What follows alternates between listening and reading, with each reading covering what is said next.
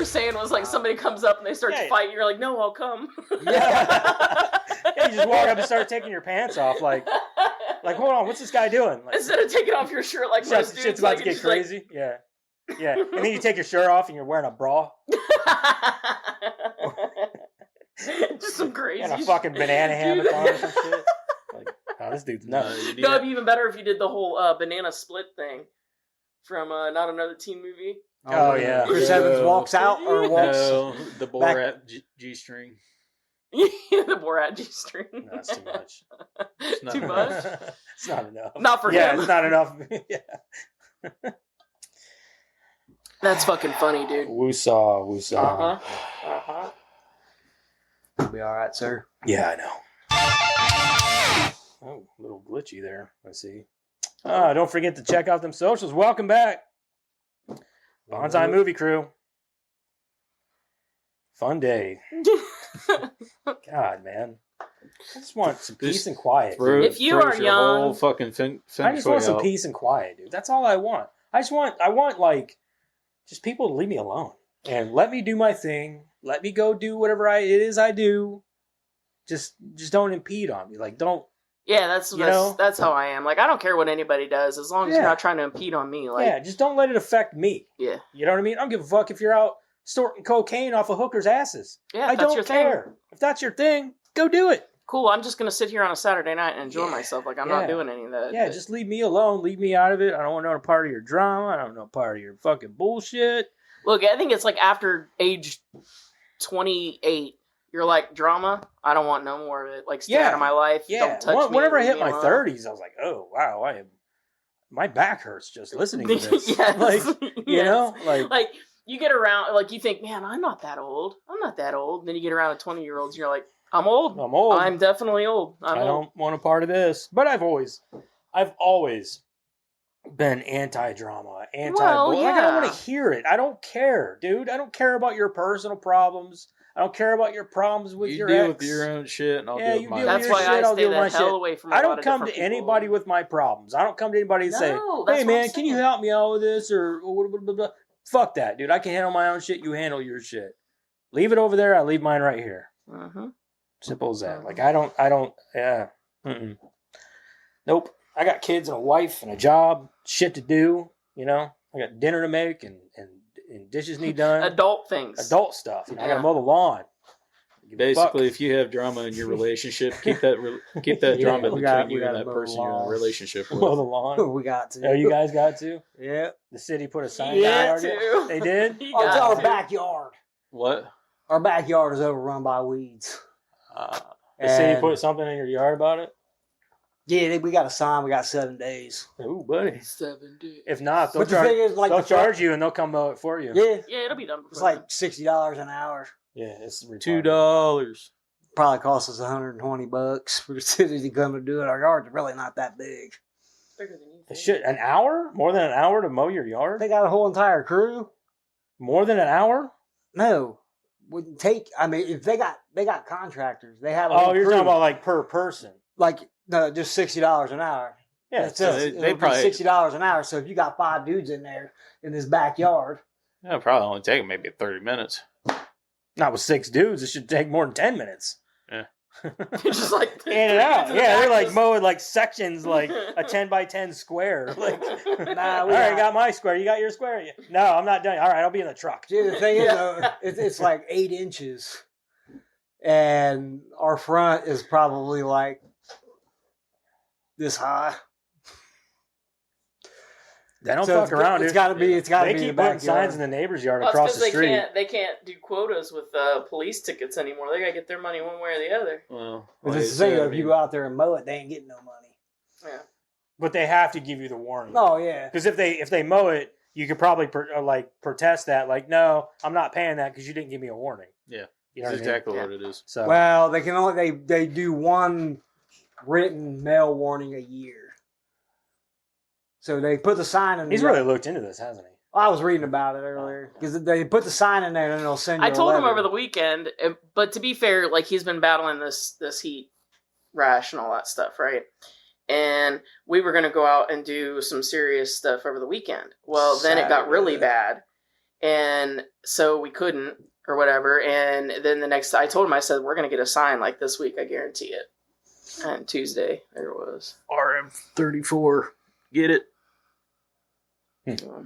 Seriously, get it. No, we have Mow your lawns. You got the city will get you. You go to Tractor Supply and get it. I don't remember where. Anyway, RM34. It's Yeah, it's the red container. Yeah, I know. Big I know. red I'm saying we container. have it. Yeah, we have some. Use it. It kills everything to the ground. There's nothing left but dirt.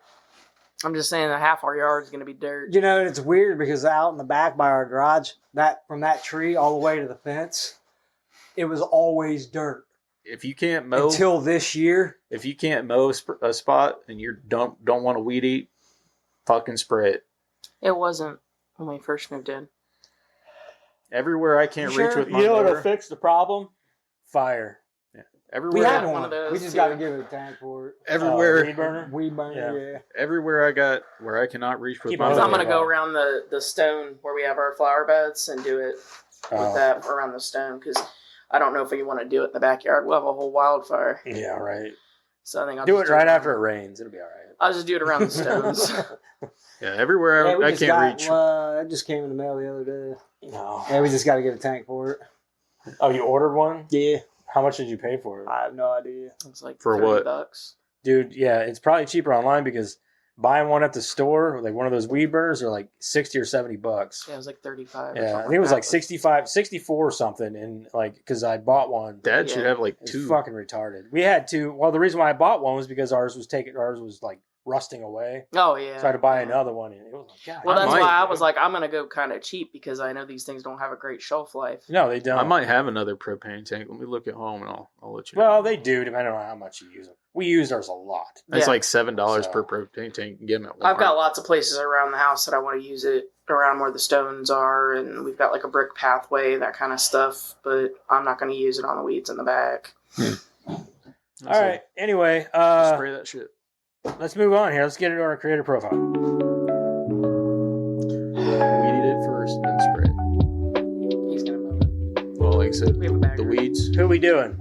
I know. Yeah, you know. Cillian Murphy. I bet she told you, didn't she? She did. Yeah, him. And then I seen you put You it weren't up supposed there, to too. tell. Yeah. Well, I was watching him at it. Do his little thing. That's why I could never ask Madison, because she would always be there when I was making the profile picture and Yeah. everything. And I'm like, man, Hide your face. yeah. Yeah, Cillian Murphy. Don't look over here. Killer. He's one of those guys that I could never decide, is he handsome or not? Because sometimes he looks really good, and then other times he doesn't. He's got very distinctive He's facial got beautiful features. eyes. That's because they're blue. Well, I'm totally. That black hair, blue eye combination just. Not the blonde hair. I don't know. He looks. No, I like black hair and blue eyes. It depends on the situation. Like Yeah, that's what I'm saying. Like in some, like when he played Scarecrow, very handsome. But like, I don't know. I'm trying to think of other shit, but like other stuff. Oppenheimer? I haven't seen Oppenheimer. like, Yeah, we haven't seen that yet. or 28 Days Later. Well, I mean, he's supposed to look skeletal, Yeah. so Yeah, and like, he I don't does. really count that. But like, even I heard he's coming back for the next 28 years. I thought he was later. the skeleton in No. the trailer. No. No, they Cast said it. that there's going to be, from what I understood, there's going to be No, there was just like all these people up in arms about it. I Yeah, even said no, it to you. I it said that wasn't could be him. anybody. No, somebody. they said it just happened to be a coincidence that it looks like him. Yeah, Yeah. one of the writers or said something. I think was no, it's not him. So just let it die. Yeah, But I thought it apparently, was too there's when I going to saw be. it. I didn't because I was like, I mean, it could be anybody, really. It's just From what I understood, there's going to be another series, which is kind of a.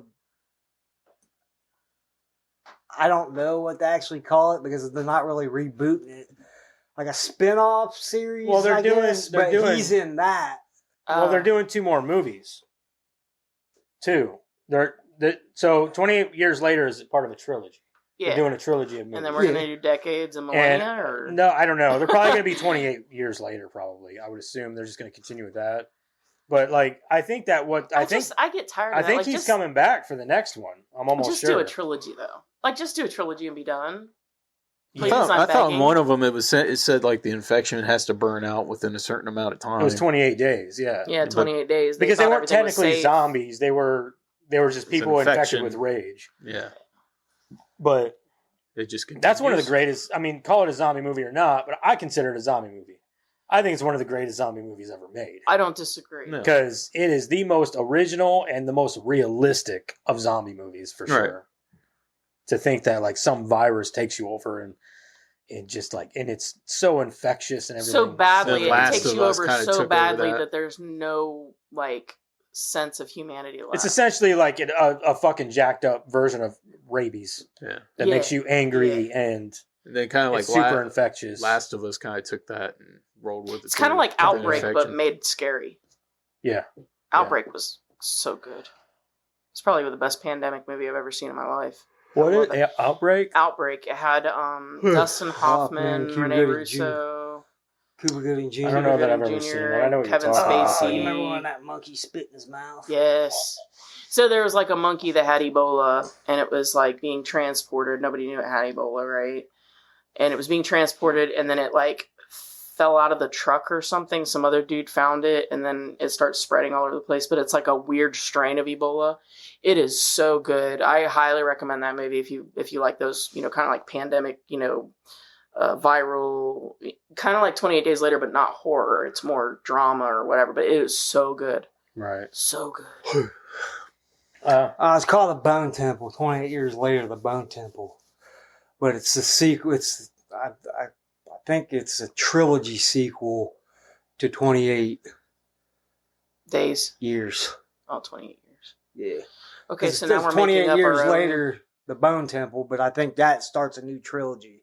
That's what I think. Something like that. That's so dumb, though. Like, it just goes along with we made a freak. And I'm pretty sure that Cillian Murphy's going to be in. That. Yeah, I mean, it has a role get past at some point. Trilogy. Stop. Yeah, so I don't understand how you're going to age that guy 28 years. Makeup. Because it ain't even been what. Well, I guess it's probably been 20 years. I was going to say it's been at least 20 years. It's probably been almost 20 years since. But I have a problem with that whole, we're just going to start making up things now. We don't just have straight sequels anymore. We've got frequels and prequels and like I said, spinoffs. Like I said, after a trilogy, stop. Reboots. And now we're going to have a trilogy. And spinquils. A trilogy that's attached to the original trilogy. Those are sequels. 23 years. That's a franchise. Okay, fine. Yeah, 23 years. That's what I thought. Let's stop. All right, let's get into this fucking creator profile. Okay. Yeah, we're 12 minutes. Do you want me to read the creator profile? I don't care. That's how we've been doing it. I don't really care. I don't give a fuck, Keisha. Okay. Cillian Murphy. May 24th, 1976 was when he was born. He's only 8 years older than me. Cillian Murphy is an Irish film and theater actor. He's often noted by critics for his chameleon-like performances and diverse roles and distinct blue eyes. A native of Cork, Murphy began his performing career as a rock musician. After turning down a record deal, he made his professional acting debut in the play Disco Pigs in 1996. He went on to star in Irish and UK film and stage productions throughout the late 1990s and early 2000s. First coming to international attention in 2003 as the hero in the post-apocalyptic film 28 Days Later. Murphy's best-known roles are as villains in two 2005 blockbusters, The Scarecrow in the superhero film Batman Begins and Jackson Ripner in the thriller Red Eye. Next came two contrasting, widely acclaimed starring roles, his Golden Globe Award-nominated performance as transgender outcast Kitten in 2005's Breakfast on Pluto, and a turn as a 1920s Irish revolutionary in the 2006 Palme d'Or winner, The Wind That Shakes the Barley. In 2010, Murphy will co-star in Inception, a big-budget movie starring Leonardo DiCaprio by Batman Begins, The Dark Knight director Christopher Nolan. A resident of London since 2001, Murphy often works in or near the city. How old is this fucking thing where it's talking about Inception as his newest role? That's probably a dated. It must be. Jesus Christ. This dude just won fucking an Oscar or some shit for Oppenheimer. Yeah, you'd think that there would be a little bit more. But a resident of London since 2001, Murphy often works in or near the city and has expressed no desire to move to Hollywood. Good for you. Yeah, but he lives in Hollywood now. Uncomfortable on the celebrity circuit, he customarily gives interviews about his work but does not appear on television talk shows or discuss details of his private life with the press. Good for you. Born in Douglas and raised in Ballintemple, two suburbs of Cork, Cillian Murphy is the eldest of 4 children. His father, Brendan, works for the Irish Department of Education, and his mother is a French teacher. Not only good for him. Good for him. Not only are his parents educators, but his aunts and uncles are also teachers, as was his grandfather. Musicianship also runs in the family, and Murphy started playing music and writing songs at age 10. In 2004, Murphy married his longtime live-in girlfriend Yvonne McGuinness, an artist whom he met in 1996 at one of his rock band's shows. The couple live in northwest London with their 2 sons, Malachi and Aaron. Murphy is known for being reluctant to speak about his personal life. He frequently gives interviews about his work, but did not appear on a single live TV chat show where actors customarily share information about their private lives. Until 2010, when he was a guest on a late show on Ireland's RTE to promote Perrier's Bounty. He does not have a stylist or a personal publicist, travels without an entourage, and often attends premieres alone. Shy and private, Murphy professes a lack of interest in the celebrity scene, finding the red carpet experience a challenge and not one I want to overcome. He intentionally practices a lifestyle that will not interest the tabloids. I haven't created any controversy, I don't sleep around, and I don't go and fall drunk. Murphy's friends with fellow Irish actors Colin Farrell and Liam Neeson, looking up to the latter as like a surrogate dad. But primarily, Murphy's close friendships are those he made long before becoming a star. Oh, I like him. He's a good dude. I like Sticks to himself. Kind of like what I want to do. Keep to myself. I'm telling you, you need a place in this, like the country. The country. Yeah, I know. Wait for a house to come up near Eric. I want to get the fuck out of here, man. I'll let you know if something comes up. Then we'll have to move out there, and it'll be a whole thing. Yeah, it'll be a whole commune. Can you imagine, like, all of a sudden we all start moving out there, and it's like, well, shit, there goes the... They might as well just change the name of Port Jefferson to our fucking place. Yeah. Fuck, there goes the planet. Well, I'll just get golf carts, just go back and forth to each other's houses. Yeah, I got electric scooters. I can imagine somebody, like, probably Kendra, right? Like, she answers the door, and she's like, Eric's not coming out today. Aww. We all start, like, kicking rocks as we walk away. Golf carts in our yards and know where everybody's at. Yeah, instead of bikes, there's just a bunch of golf carts. Because that's what old people do. Yeah, fuck riding a bike. I'll too much work. I can't ride a bike and drink a beer. Come on.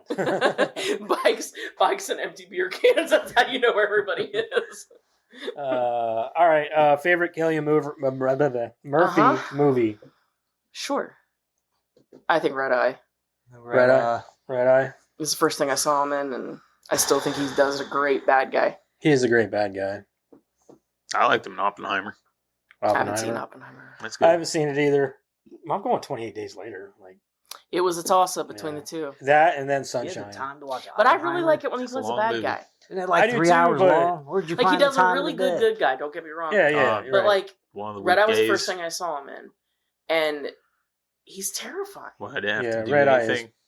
He is pretty terrifying in that. He's also terrifying as a scarecrow. He gets stabbed in the fucking neck and still keeps going after her. I'd be like, okay.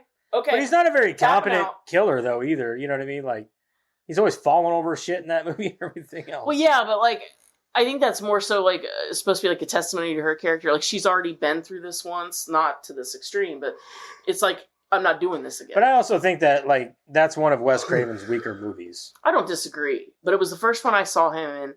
He was the bad guy, and he was amazing at it. Like, I get, like, that part always gets me where she gets him right in the throat. He can't talk anymore, but yet he's still coming after her, and he's being convincing about it. Like, he convinces, like, this person, he can't even talk, but he convinces this person that he's supposed to be with her. You know? Like, it's just insane to me how good he does. I'm going 28 Days Later and then Sunshine, because I love Sunshine, too. That's a great movie. I don't care that the ending, people don't like the ending. I don't think I've seen that one either. You never seen Sunshine? No. It's another Danny Boyle movie. I haven't seen it. I should. I would suggest watching that. Sounds like it. It's like, I don't know. It's like, I don't even know how to explain it. Ain't no sunshine when she's gone. It's really good, I would say. Like the visuals, everything. Yeah. It's a really good movie. And people just don't. I think he's It's about them on a spaceship going to reignite the sun.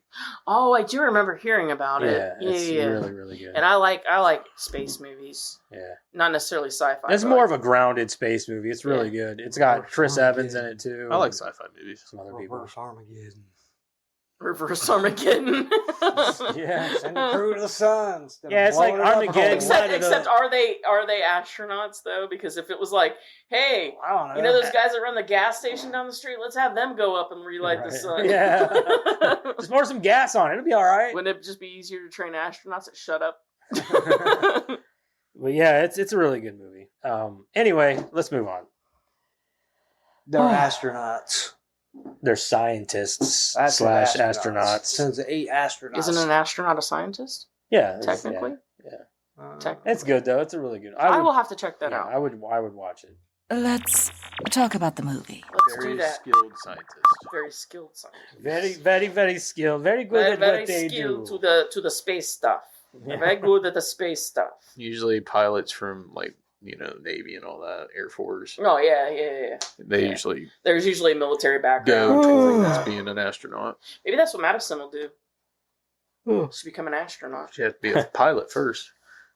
Well, yeah, maybe she'll be a pilot and Air she'll be an Force. astronaut. She Hey, have I to- got high She's not expectations in Air for Force. this She's girl. not in the Air Force. She's in the She's Navy. Navy. Yeah, but they have to take people from the Navy, No. or like captains and stuff. Yeah, they do For what? for the To pilot what? for the astronauts because they have to be like a certain intelligence quotient, things like that. I don't know. Yeah, you I thought have it to- was just Air That's Force. one of the few jobs that they're like, "What's your IQ?" 7. 7.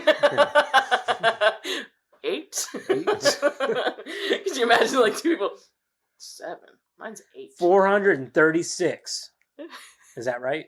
I always remember. Did I win? One of the first things you see in Anchorman was when Brick was like, soon or in many years from now, I'll have what's called an IQ test, and they'll find out that I have the mental equivalent of a 7-year-old or something like that. It was fucking funny, dude.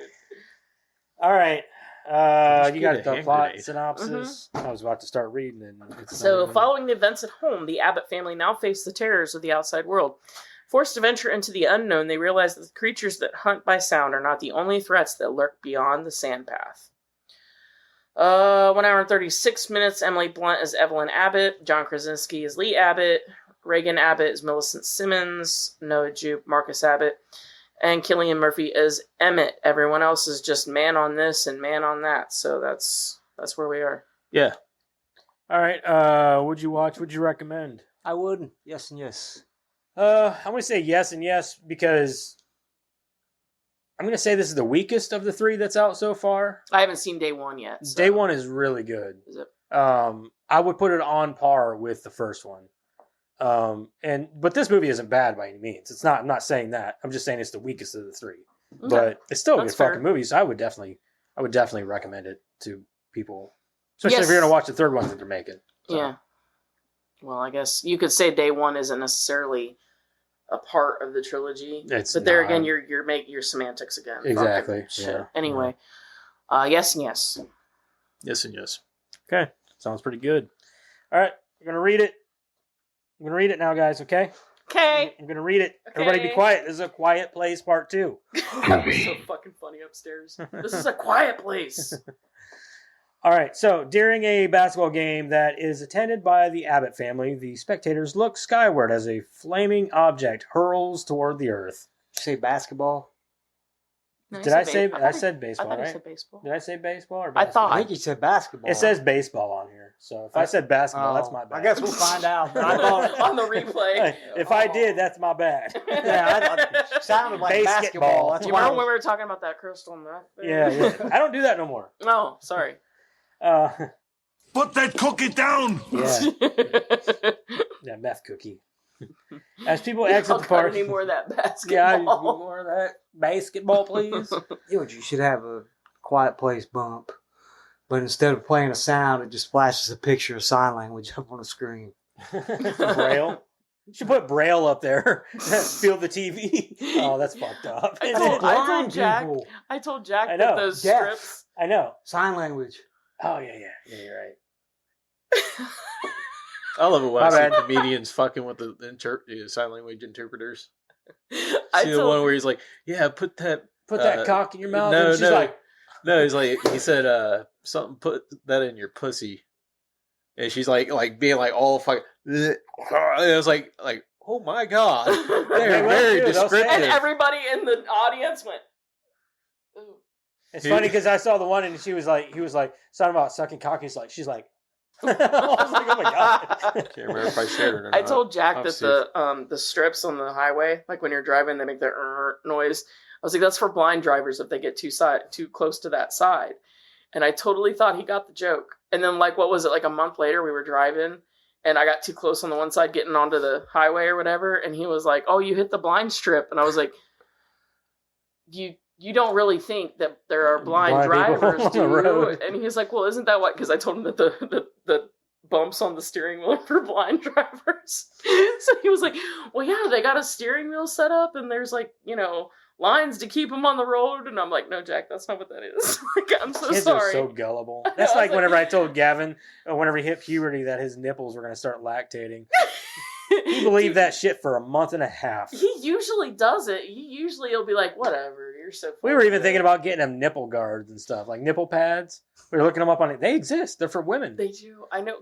They're for lactating. Yeah, women. for lactating women. I was going to buy them him for him just to like fuck with him more, but he come home from school after like a month and a half. I completely forgot about it. You should have got him. Dad, boys don't lactate from the nipples. I was like, who told you that? He goes, my friend at school. I was like, but you believed me for a month and a half though, didn't you? You should have got him some like nipple tassels and told him those were to cover his nipples so that in case he started lactating. Yeah. That would have been funny. He comes downstairs and he's got like the tassels under his shirt and you're like, yeah. Kids are gullible. It's great. All right. As people exit the park, attempt to drive away, the town is beset and attacked by hostile alien creatures possessing armored skin and extraordinary speed and strength. The blind creatures have hypersensitive hearing to track the target of all their victims. So did anybody realize that like they learned that they tracked by hearing really fast? Like as soon as they got in there, they're like, "All right, be quiet." Like, well, I think they were just trying to be quiet so that maybe they wouldn't hear them. Because if you're being stalked by something, your first instinct is to be quiet, right? So that they don't find you.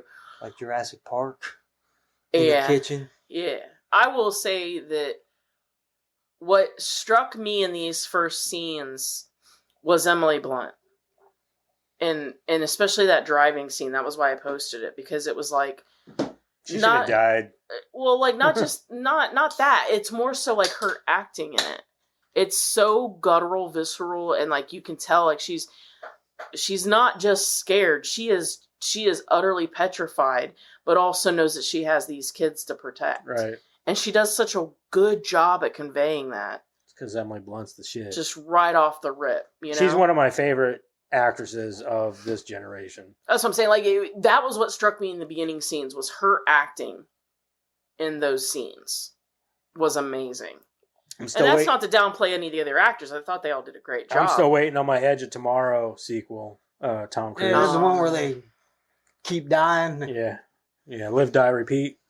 Yeah. I gotta watch it. It's on my list. You've never seen it? Nope. Oh, it's great. It was like definitely like one of the movies. Like, it might be okay. And then I watched it, like that movie was fucking awesome. And Emily Blunt is a straight up badass in that movie. She's more so badass than Tom Cruise in that movie. She's so pretty. Yeah, she's awesome. Anyway, over a year later, the aliens have killed much of the Earth's population, including Lee Abbott, who had sacrificed himself to save his surviving family, wife Evelyn, deaf teen daughter Reagan, adolescent son Marcus, and a newborn son, which was in the first movie. If you haven't seen that, you should probably watch it. There was a first one? Yeah. Reagan previously discovered that high-frequency audio feedback could incapacitate the creatures. She devises a makeshift method of transmitting the noise from her cochlear implant hearing aid through a microphone and speaker, allowing the creatures to be fatally shot when they are vulnerable. I think I said it in the first one. The weakest link about these movies is that you're telling me from the time that they come to Earth until civilization gave up, not one government had somebody smart enough, not one kid even came along and said, hey, I've got an IQ of 3,000. How about we throw some high frequency noise at them? Since they're so sensitive about hearing. You went way more in depth than what I had a problem with. No, I said it with the first movie. I said it with the first movie, but that is a huge problem. Huge problem. Well, the only thing you could argue with that is that they attack so fast and fiercely that there wasn't time for that. But at the same time, you're talking government. But even the most typical people, anybody with an like mediocre IQ knows that dogs have sensitive ears. High frequencies bother dogs. Mm-hmm. You're telling me that these things who literally track by sound and everything, nobody thought, well, we should try a high frequency. Like you didn't think to put like a dog whistle on at all times, like around your house or something. Yeah. You know what I mean? Like, and I'm just like, I was telling him, my thing is like you have like, was that Pacific Rim, right? Where you had all of the governments come together to fight this one enemy that was targeting Earth, right? At the point that you've got something that's targeting Earth and humanity itself, there is no more me, mine. It is all of us. And every government is going to drop whatever beef they have to fight this enemy. We literally have weaponized sound systems now. As a government. We do have weaponized sound systems now. Yeah. So just think, I mean, all the government had to do was turn those on. Well, see, you're still on the same line as me, though, because, like, I'm saying, like, you're. But there's nothing to say that isn't happening yet. Yeah, we haven't seen the full story yet. This is true. So, but I'm sure that. Well, that's what I said too when we were talking about it. I said maybe in the coming movies, there's going to be something that's going to say, yeah, that's a thing, but here's the reason, and it may be a good reason. So I don't ding it for that necessarily. All I'm saying is that given what we know right now, that is the biggest plot hole to me, is that there's no way, given everything that we know now, and then all of the governments would want to come together to fight this common enemy, that they wouldn't have come up with something. Right. Or that, somebody, like you said, somebody in their own house didn't go, we got about 30 million dog whistles. Why don't you, record that, and then we're just going to blast it 24/7. So here's my problem with what I said was, like, I had an issue with. She cut the power cord, plugged in mic in. Where the fuck does she have a power supply? I agree. I didn't understand that either. She cut the power cord. I'm like, how's she using that thing? Yeah. Battery. But there was no battery. She didn't show any battery hookup or anything. They showed her cutting it. They showed her cut the power cord. Yeah. But they never showed anything after that. They didn't show her cut like at a certain length. She cut it all the way to the box. Yeah, you can still open it up. But if you have any, she's a smart fucking kid. Yeah, I understand. She's gonna have to make it portable. But yeah, okay, but maybe show us that. Like, I get that. You still want to give yourself a little bit of extra cord, so you're not fucking trying to. Yeah, I didn't understand that she cut. I was like, why she cuts the power cord? No, he's saying battery. If that's what I'm saying. Why can't you just wire it? Right. Put the battery inside. Yeah, but I get but that. What I'm saying is you want to cut yourself a little bit of slack so you're not trying to fight with the small ass cord inside the box. I'm not worried about that. That's semantics. You use the cord. The problem is whatever they did to power the speaker, they should have shown. Yes, cut a little bit of shown. So that's all I have a little bit more of a. It could have been some unrealistic bullshit. It's a problem. It's a recognized problem. But I agree with Joseph. They should have shown the solution. Yeah.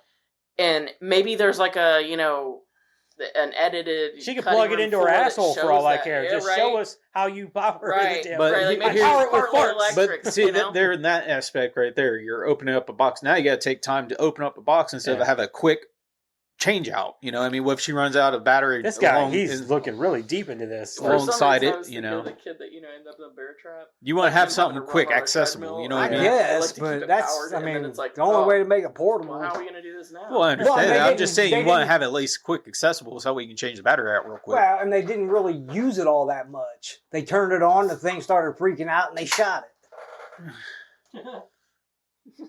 Well, they did. They used it about 3 or 4 times. Yeah, but they didn't leave it on all the time. No, but I'm just saying. I agree with Joseph. They should have shown some kind of reasoning for why it works without a cord. That's mine. I don't agree. I don't disagree that it's a problem. That was just my issue. I wrote that down too. When he was just talking about how she was making this makeshift sound thing, I was like, yeah, I have an issue with it because I was like, where the fuck's the power supply? She cut the damn cord. No, I don't disagree. I wrote that down too, but yeah. All right. Anyways, let's move on. God damn it! Bunch of fucking engineers in here. I ain't no engineer. I'm an engineer. I ain't getting paid enough. Your IQ is 7. Yeah, 7. 7. I made a box. All right. So, Sir, that is a triangle. Oh. with their isolated home now destroyed, the family searches for other survivors. They bring Reagan's kit to fend off the creatures. By kit, they mean the speaker and the cochlear with the microphone. Upon entering a fenced-off area with Evelyn setting off a sound alarm, Marcus gets his...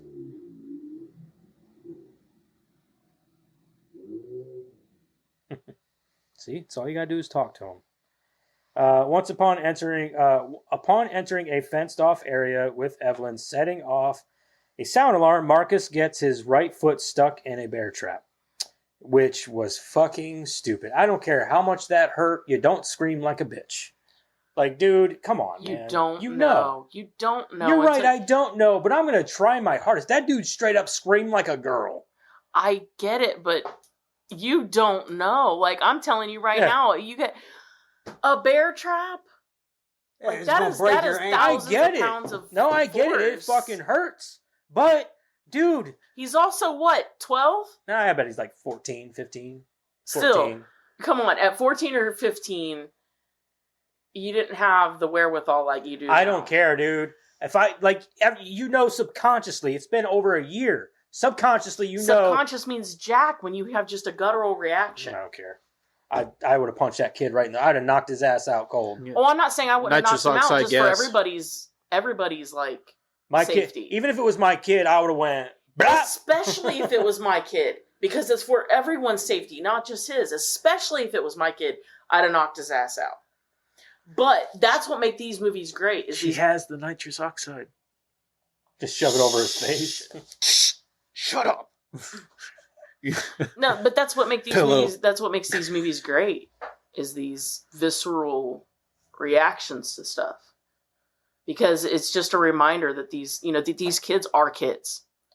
He sure was in well enough condition after just a day to be up hobbling around and shit. You know. Oh yeah, but she did make the comment that if I don't go, you're going to be in some real pain soon, which meant that they were drugging him up. Oh, I gotcha. Still would be walking around. That shit would have broke your ankle. He was climbing up and down that ladder and shit. But she said it wasn't broke. Oh, well then why the fuck was he whining like a bitch? Once again. He's got a point. Once again, it's a fucking bear trap. And it is a absolute miracle that it didn't break his ankle. It was probably how he landed, to be all honest. Maybe. Pussy ass. Or the fact that he's a child, and those things are usually made for bears. My 9-year-old. So his ankle was probably well below the mark. My 9-year-old could have taken that bear trap better than him. I doubt it. I know. Anyway. I want to see you get hit with a bear trap and then go, I'm fine. No, I would. Totally would. I know it's going to hurt. You could chop my leg off. Trap? Anybody? You could chop my fucking leg off. And I guarantee you, I would not scream like that. It's a guy thing. It really is. I promise you, I would. Even if there was no threat of like monsters and shit, I would not scream like that. I fucking promise you. You know what happened? Okay, so I took a hole saw to my leg. Took a big chunk out of my leg. I could see the bone. You know what happened? I got pissed off. I was like, motherfucker. That's all I said, and I put my hand over it and clenched it so I wouldn't bleed out. And then I didn't even go to the hospital. They super glued that bitch shut. That's shock, though. That's like, he didn't even scream for a full, like, whatever. No, I wasn't shocked. I was just a little woozy from losing too much blood. Yeah. That's usually what happens. We're men, okay? Don't underestimate us. Yeah. I don't like the sight of blood. I don't know. When I ran that grinder over my hand, I was just like, fuck. Exactly. Yeah. Exactly. No, I'm not disagreeing, but I'm just saying that, like, a bear trap, the bear trap, nah. I got weak bones. But I'm just saying, like, y'all bitch like you bitch like little bitches when you're sick. That's sick. Oh, say that into the mic, you bitch like little bitches when you're sick. Hey. And you're gonna sit here and tell me that you get a bear trap to the ankle, and you're gonna be like, "I'm great." When it comes, I will be the first to say that I do not bitch like a bitch when I'm sick. I'm gonna ask her why. You should ask her because Actually, don't ask her because she's going to tell you that I'm like a crybaby. Yeah. But that's Oh. that's only because she wants to baby me when I'm sick. You're going to message her. She's going to text her. God damn it. Okay, when it comes to physical pain with men, we can deal with it. Now, when it comes to like a sickness, we're like, fuck. That's because with a sickness, I think we're like, this is bullshit. I don't need this shit right now. This is pissing me off. I'm dying in my deathbed. Leave me alone. Anyway. Oh, man, where was I? See, now I lost my place. Okay. His subsequent screams attract a creature using the hearing aid and a shotgun. Reagan and Evelyn kill it. Hello. Hey. Is that Crystal? does your husband freak out like when he's sick? Like, does he act like a little bitch? Only when he's sick, yes, is what I got. I'm just trying to prove a point. But ask her, does it piss me off or do I act like a bitch? Does he act like a bitch or does he get pissed off? He acts like a bitch. You want to be babied. That's not true. I get it from right. I got it right here. But I like getting cuddles from my wife. I like getting cuddles. Now she's pretending to be you.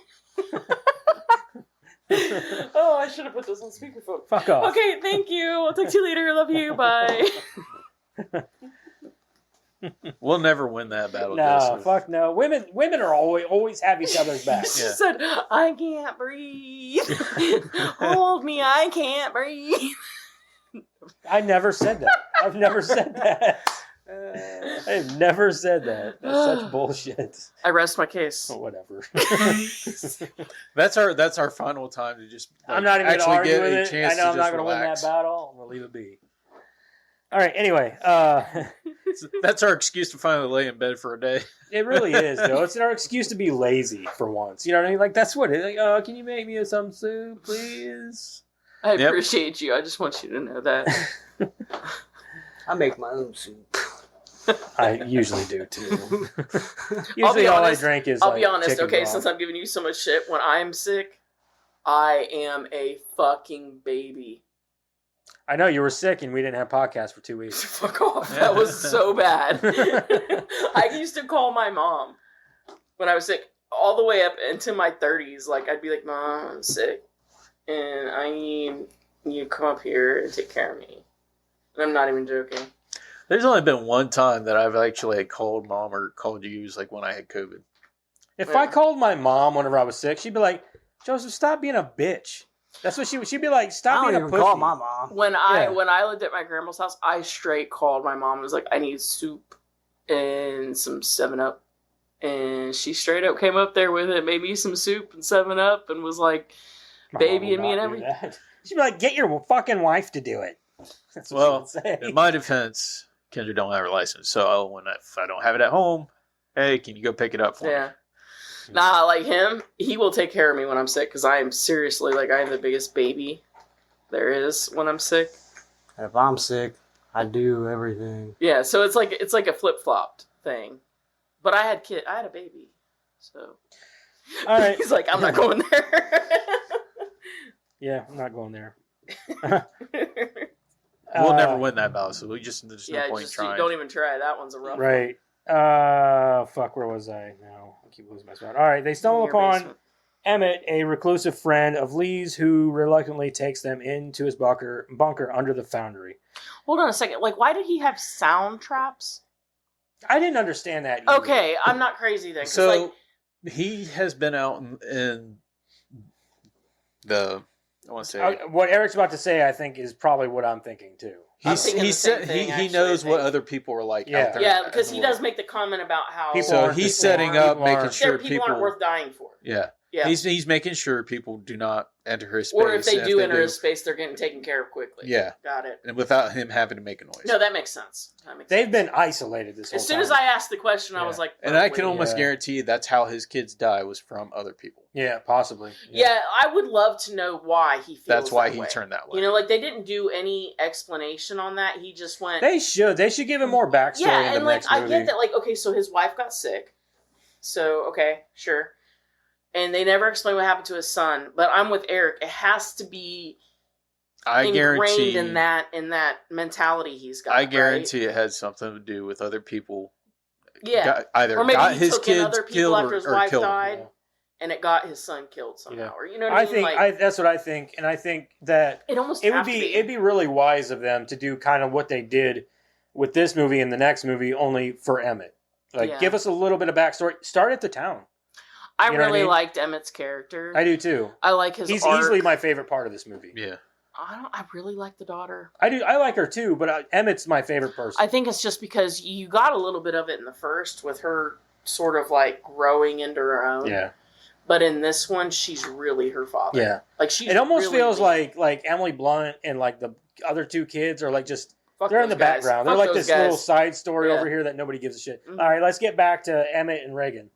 But it really was Reagan's story, honestly. Yeah, so for sure. It was just her. It was in the first one too. Well, sure, but it was more so like you get to see her really like become her father. Like she is Lee. Yeah, you know? And it's like Evelyn says. She says, if Lee was here, he'd tell you that she's the type of person worth dying for, or saving. Yeah, she's worth saving. Yes. Yeah. So. Anyway, Marcus and Reagan discover radio station signal that continuously plays the song Beyond the Sea. Reagan determines it is a clue meant to lead survivors to a nearby island.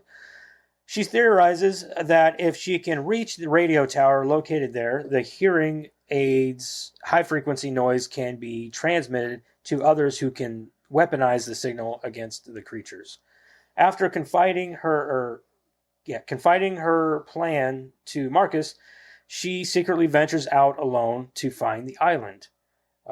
Discovering that Reagan is gone, Evelyn implores Emmett to bring her back. She almost seemed like, dude, I done told you guys got one night here. Your daughter left. Go get her yourself. Like, any other asshole would have said that. But you're not wrong. But he was like, he has a heart. You know what I mean? He's like, damn it. You know what I mean? Well, and I think that he really recognized the fact that she is a single mother out here with 3 kids, one of them being a baby. Is he really going to, like, make her leave? Or, like, say, yeah, I'll watch the kids? Right. You know what I mean? Like, it's him. It's got to be him. You know? Yeah.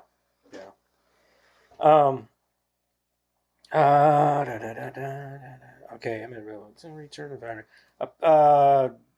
Appealing to his sense of duty, Reagan pursues Emmett to help complete her mission. Wait, where the fuck am I? Yeah, that's right.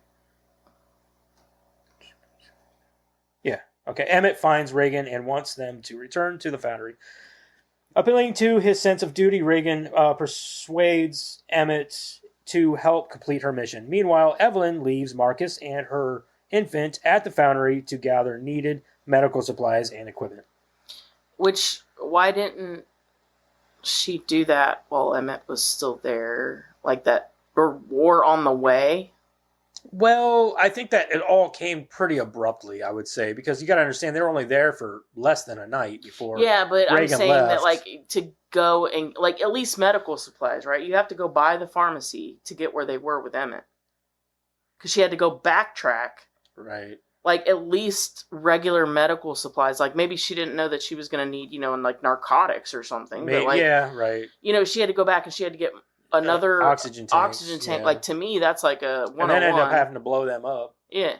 Like, and then you wanted to talk about the sound when they were at the train station. How it was all quiet when you had Reagan on screen. Because she's deaf, right? So she can't hear anything. Yeah, and the transition of, like, they're focusing on him and then he shows up and you see him start to talk. And all of a sudden, just all that noise. Yeah, you just hear all the fucking sound come back in. I thought that was really That neat. is really cool. I like how they do that, like kind of showing it from her hearing perspective. Yes. And then transitioning Because into... in this movie, it's all about the sound, right? And, like, so we're used to, like, visual, like, stimulation. Yeah. But that was a really good indicator of what kind of movie that these are, because it was a hearing stimulation where you were just kind of like, okay, you're giving like this little slice of how it is for Reagan, and then all of a sudden, whoosh. And that's one thing you got to give it to for this movie and the previous movie is that, and honestly, even day one, which you guys haven't seen yet, but those movies, if they're not visually stunning because there's so little dialogue and things, then you can't be entertained by the movie. Mm-hmm. But these movies are so well shot, like beautifully shot. I've only got a few minor complaints about the CGI with the monsters. There's a couple spots where I'm like, that looks shitty as fuck. But other than that, like, it looks amazing. I'm not even talking about like the visual effects. I'm talking about just cinematically. I said John Krasinski. He's an amazing actor and director. I agree. The acting in both of these movies is just chef's kiss. Yeah. And then on top of it, you've got this great direction. I agree with you. The CGI is a little bumpy, but I think in the end, the only two parts of where the CGI bothered me was where the monster was trying to get inside that thing with them. Yep. That part was shitty, and the part where she sticks that pole, hits the other monster with the pole, and you can blatantly see that it's a CGI Like, it looks shitty. Yeah. But aside from that, the rest of it looks fine. Mm-hmm. I think that's more so like, where do you cut corners for the budget? Yeah, maybe. And I think they felt like it was more lighting, I think, inside that Sure, thing. Absolutely. And I think that a lot of it with the monsters is sort of like them looking at it from this perspective. The monsters are a sidebar to the human story. Yeah. You know what I mean?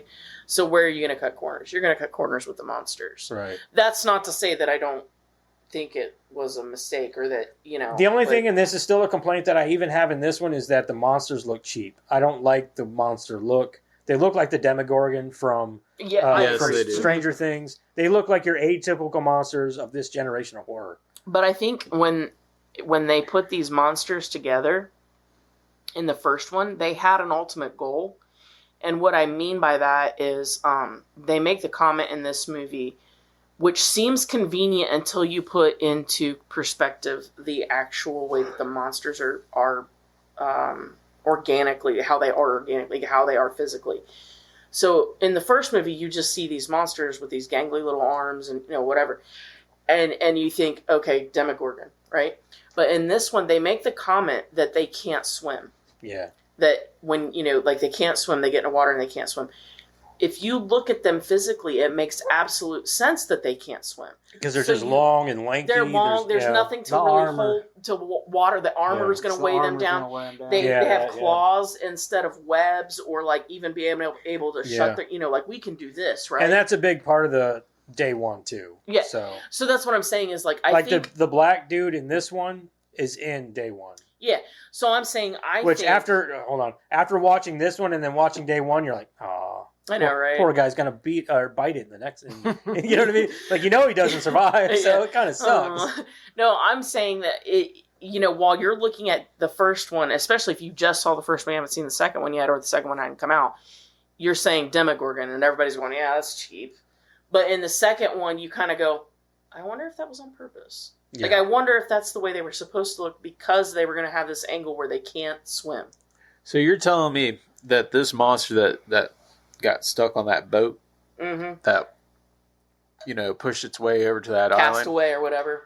It didn't, obviously it can't see, so it didn't just try to jump from the boat to something else. I'm sure that it's not just hearing that it also, I'm sure, it's like... sonar. So not just sonar, but like its feeling senses. I'm sure whenever its foot is on the ground, it can feel sound and like shit like that through the ground. I agree with Jeremiah. It's going to be sort of like they have all of this. See, I don't want to hear nothing about sonar because you think they'd already used that to fucking find people. Right. Yeah, no, I'm talking more so like Reagan. There's so much focus on Reagan because she's deaf. Yeah. Right? But because she's deaf, she also has more senses to drive her in other ways, right? So I think these monsters are sort of similar. I'm not saying sonar, but they're probably going to be able, like you said, their feel is going to be more persistent. They're going to, they're going to touch. They're like a blind person. Yeah, they're going to have, just like Reagan, they're going to have super sensitive other smell, taste, super everything. Yeah. Well, that's the thing too, and people even say this about people who lose their sight.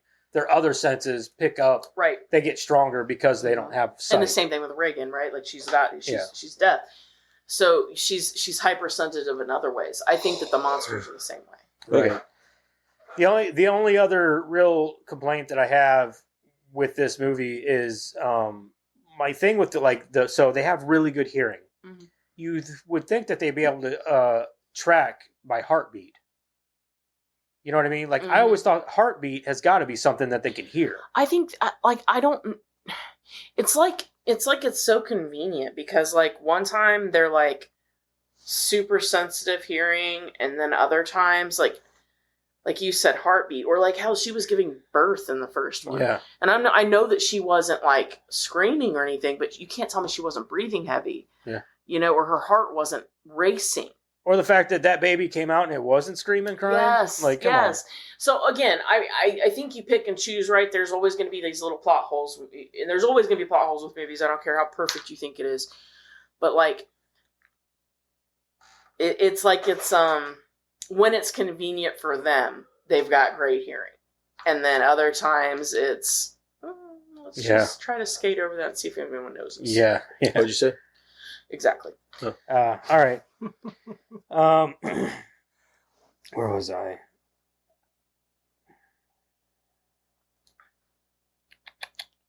Okay. Meanwhile, Evelyn leaves Marcus and her infant at the foundry to gather needed medical supplies and equipment. During her absence, Marcus explores the foundry and discovers the corpse of Emmett's wife. Why? Startled. Why what? Why would he explore? I didn't understand that either. Why would he explore? I'm not saying it's okay or not. He knows he has to watch the baby. Well, I'm not saying it's not okay or not, but it's out of character for him. I agree. He's Because usually very timid. he's very timid and he's always afraid of everything. But this kid's going to go out on his own and... You think he'd just be hanging out down there with the baby and reading or something? Yeah. I don't disagree. I don't see any reason why his character It's would out do of that. character, yeah. Especially with his fucking leg fucked up. Why? Yeah. I didn't understand that either. I didn't have a problem with him walking because she sort and of that's fine. explained that, but I agree. It's out of character. No reason for him to be up walking around.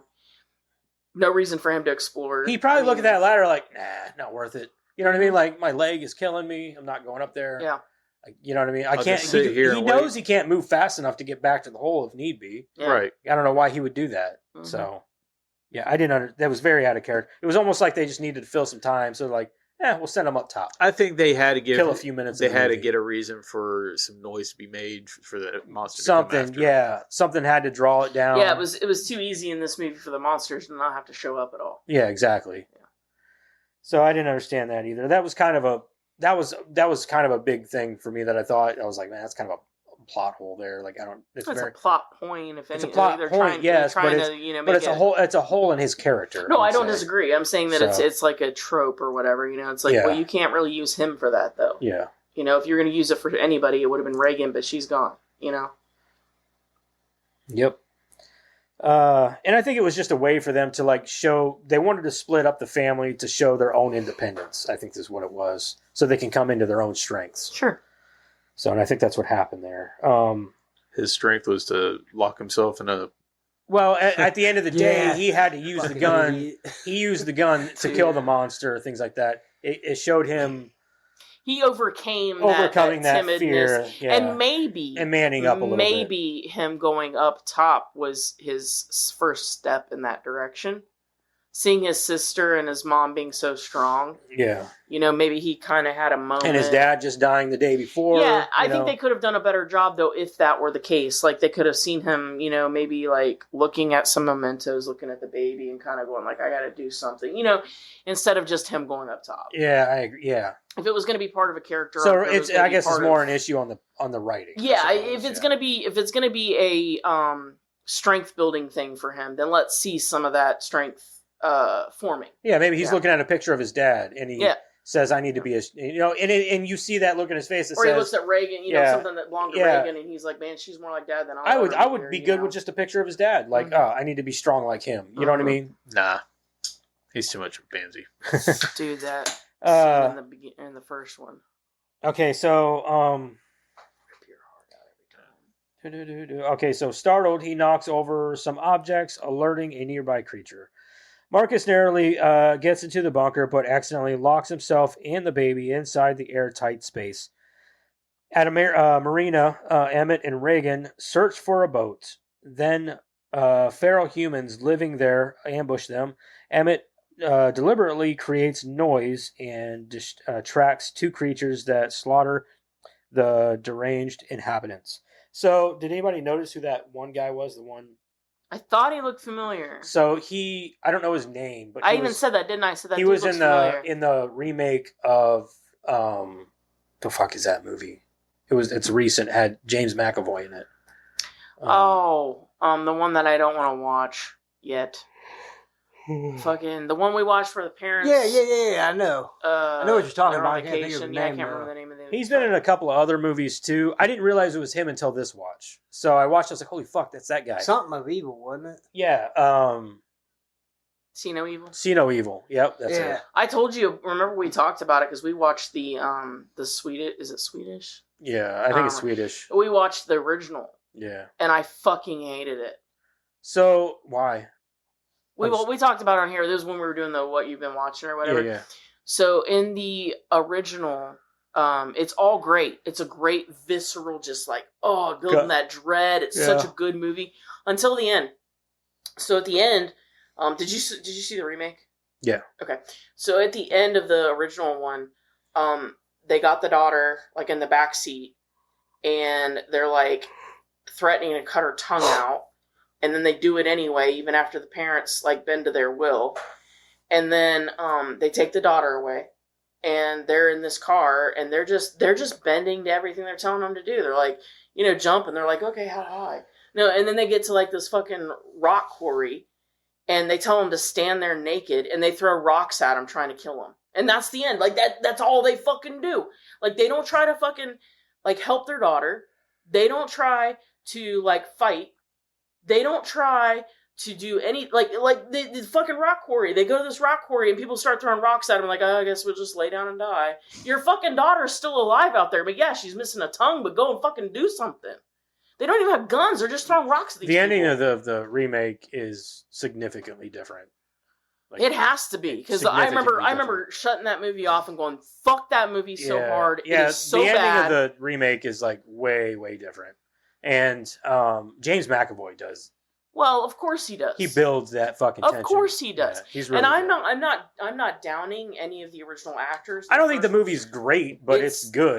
The first one is very good up until the end, and it pissed me off as a parent. Yeah. Because I'm telling you right now, you're going to have to kill me. Yeah. I'm going to die in that car 5 seconds in because you're not going to hurt my kid in front of me. Yeah, I'm not saying so the remake is good. It's not terrible. It's not great or revolutionary.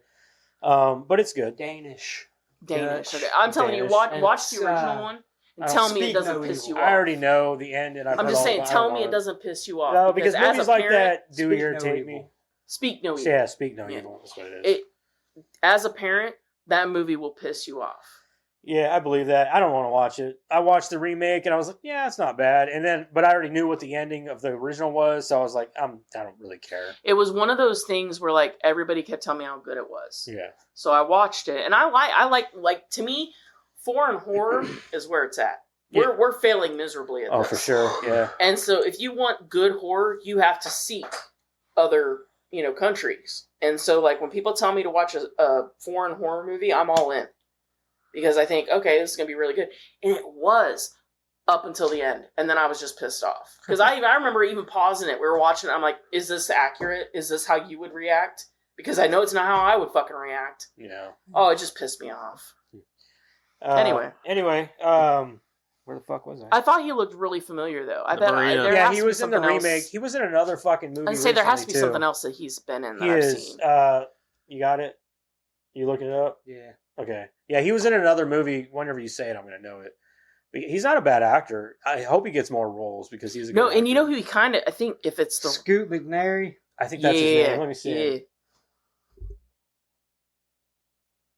Yeah, that's the guy. Yep, that's him. Yeah. Yep, that's the guy. That's him. What else was he in?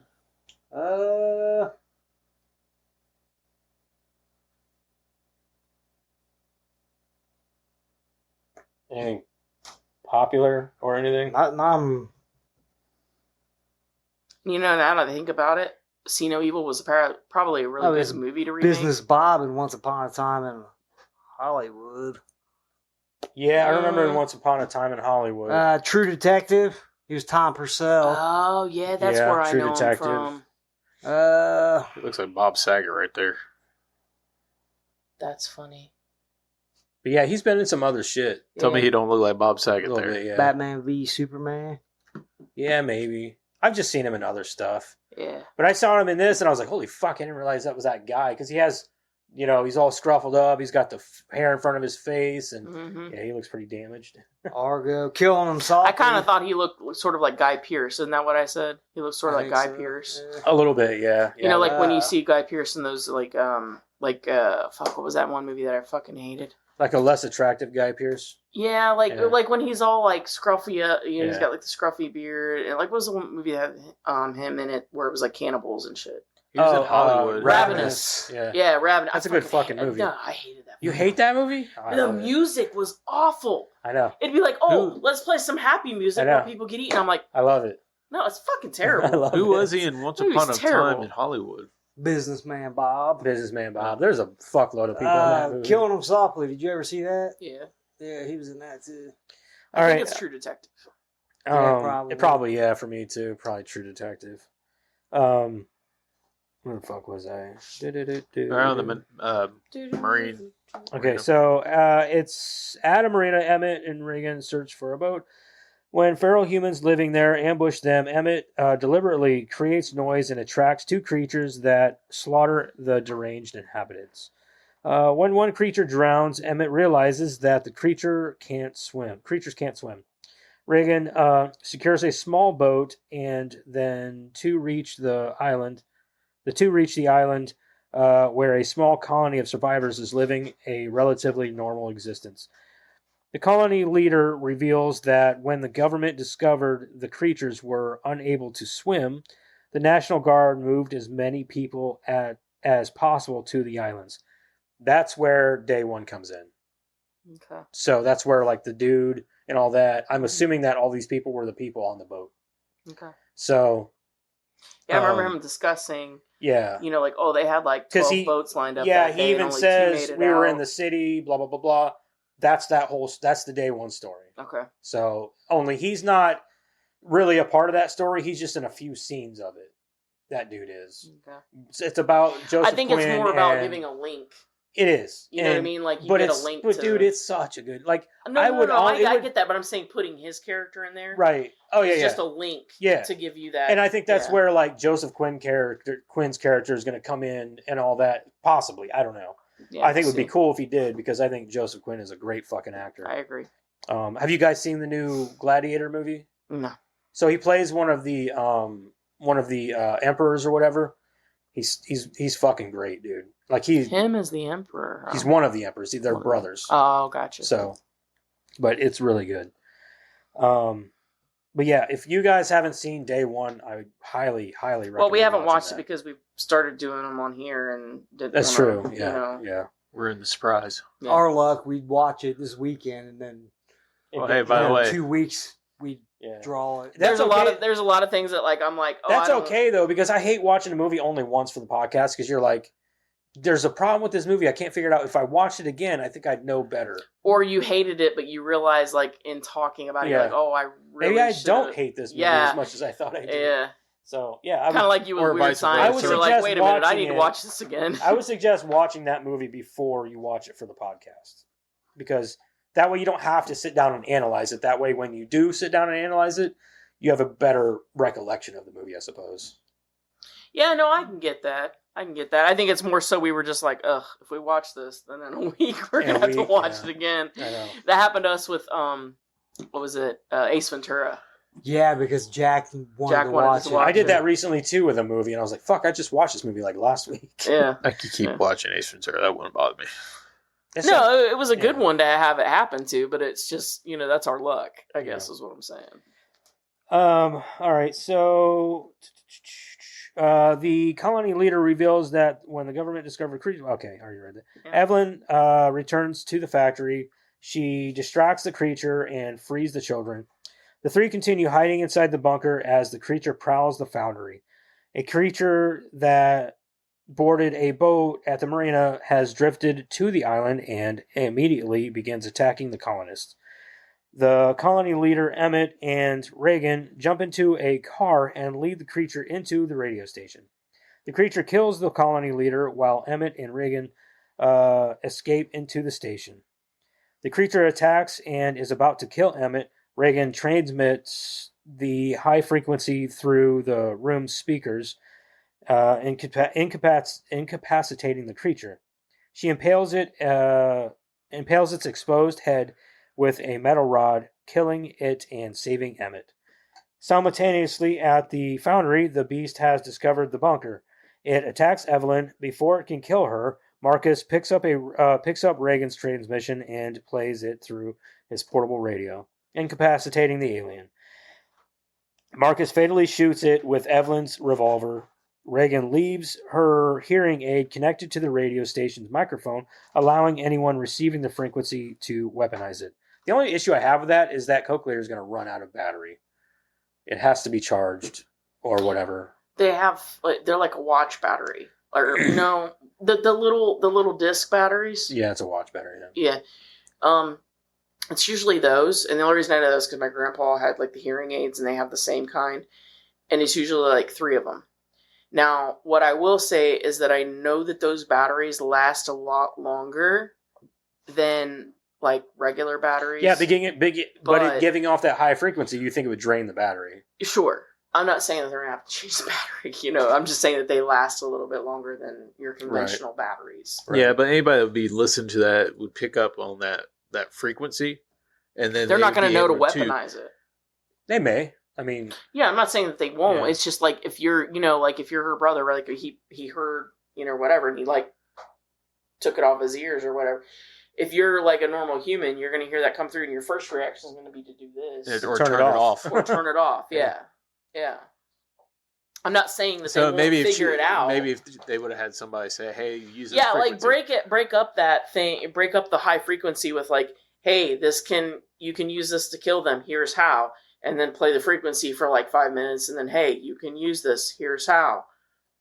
Something. I mean, that's your only way. Or even say it during the frequency. The time. Yeah. Use this frequency to disorient them. Blah blah blah. Make your escape or kill, whatever. Well, mostly it's like, when they have that going on, it's sort of like that boss moment in a video game where like it opens and you can attack their brain or whatever that's under there. It's a weak point or whatever. Right. All right. So that's the end of the movie. Yeah. And of course they leave it on another cliffhanger. Why wouldn't they do that? Well, I think that this one actually had a lesson that we could learn. And that lesson is that you should never let the Abbotts stay in your they bring death place because they fucked up theirs. They fucked up Emmett's. They'll fuck up yours. Yeah, they're definitely gonna fuck up that island. It's gonna be a big party island now. Yeah, it's don't let the Abbotts. If the Abbotts show up, just tell them kindly to leave. Kindly, I must ask you to exit the island on boat or swim. I don't care. Just leave. We don't care where you go. You just can't stay here. yeah, I don't care. All right.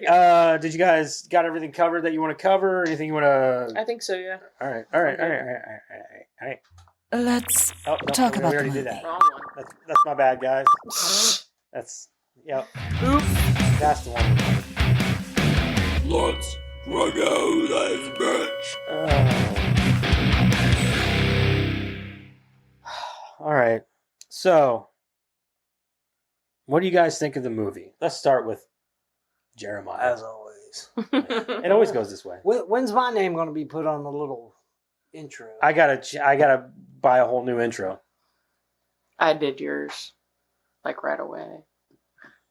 Huh? On the TikTok stuff. Oh, yeah. I'm just going to put a piece of duct tape on here and just write Madison.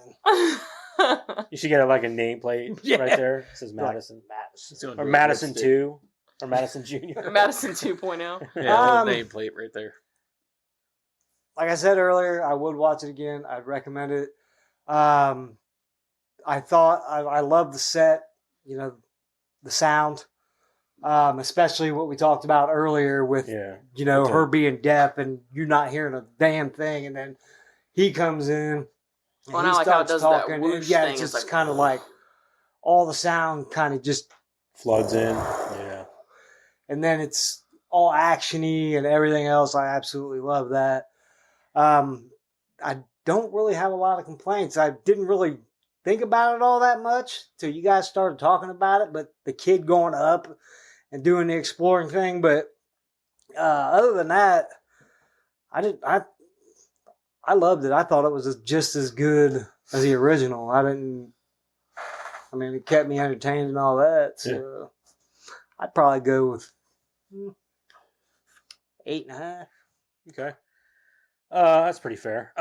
So for me, I think that the movie, it's a great movie. It's a great movie. It's not as good as the first. The first had that whole new idea, new concept going for it. And obviously, of course, any good thing, they gotta drain it dry kick it till like I it's said, dead. Trilogies I have no problem with, but beyond that, stop. Yeah, right. Day one was great. I'll give them that. Day one was great because it took us into the city and all that. It was awesome. Visually, everything. But for this movie, I think that it's great. It takes you great places. I love the island stuff. I love the Emmett's character. I think Cillian Murphy in this is fan-fucking-tastic. But I don't think I've hated him in anything he's ever done. Agreed. Also, I think that the girl who plays Reagan, she's amazing. For a deaf actor and everything, she's so pretty. She's so good at this. It's not like a Marilyn Monroe kind of pretty. Right. She's got conventionally, this, she's got like this, I don't know, air about her. And she seems like a very, very happy soul. Is what it seems like. Mm-hmm.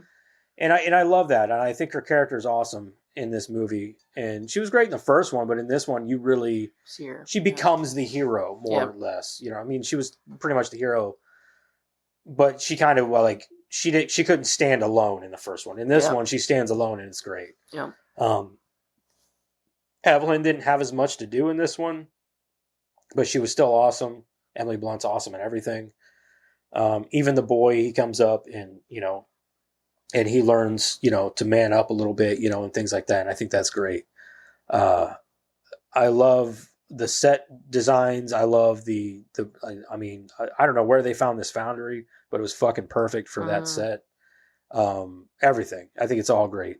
But I will agree that I don't know why the fuck that kid went upstairs. That was stupid, a dumb idea. But aside from that, I'm going to go, I think I'm with me, visually everything, aside from a few hiccups with the CGI, I think, I'm going to go 8 with it. So, because it's not as good as day one or the first one, but it's still pretty good. I don't even know what I gave the first one or day one. We didn't do day one yet. Not yet. No. But I'm pretty sure I probably gave the first one an 8 or an 8.5 or something. I'm sure.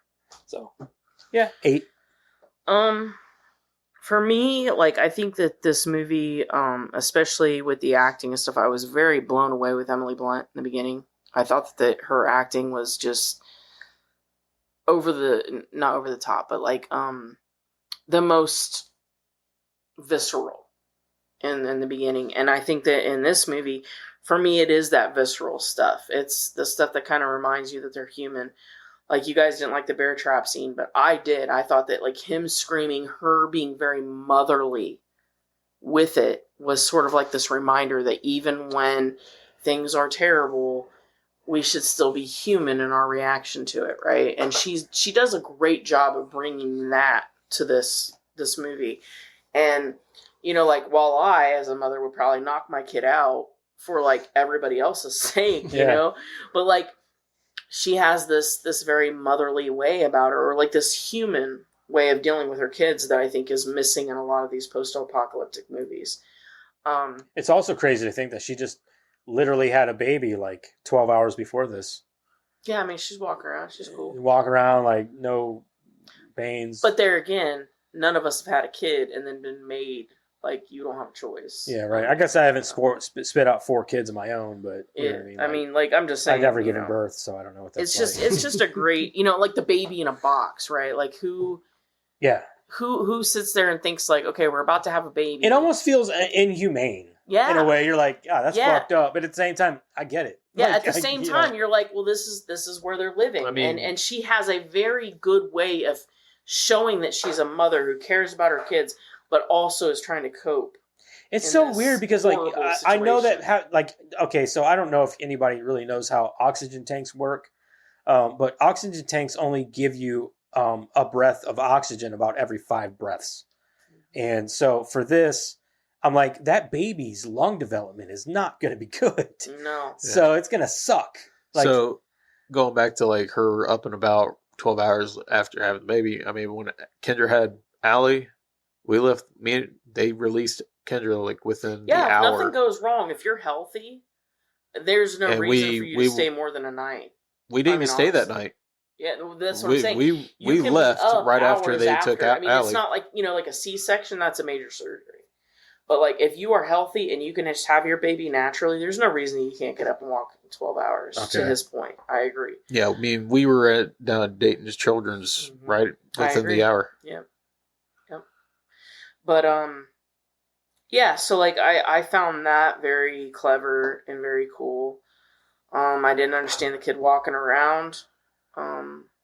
But again, I think that these movies are less about that kind of stuff and more about the human reaction to what's happening. Yeah. The biggest problem for me is the high frequency thing. I don't understand how everybody in the world's like, oh, they've got this high hearing, and we just go, okay. Too bad we didn't have a really loud noise that could really disrupt. Like we don't have sonic booms or anything like that. Yeah. We don't weaponize sound, it's fine.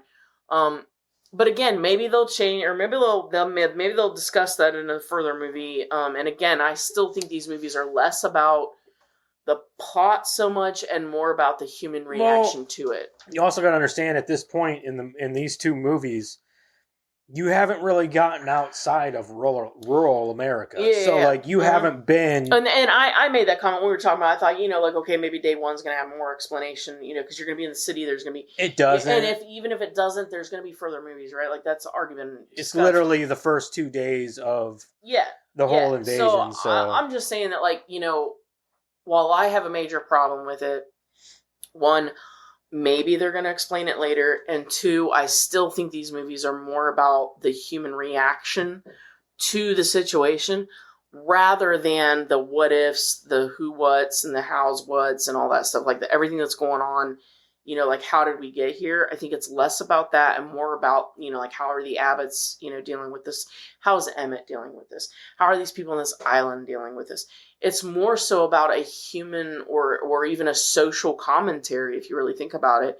It's a lot like the Romero, zombie movies. It's less about the monster and more about how did we react as humanity? Were we still human, or did we go off the deep end and start killing each other? Makes you wonder how we would react. They give all of these examples, right? Yeah. You've got the Abbott family who's living peacefully on their farm, and that would probably be a lot of people, right?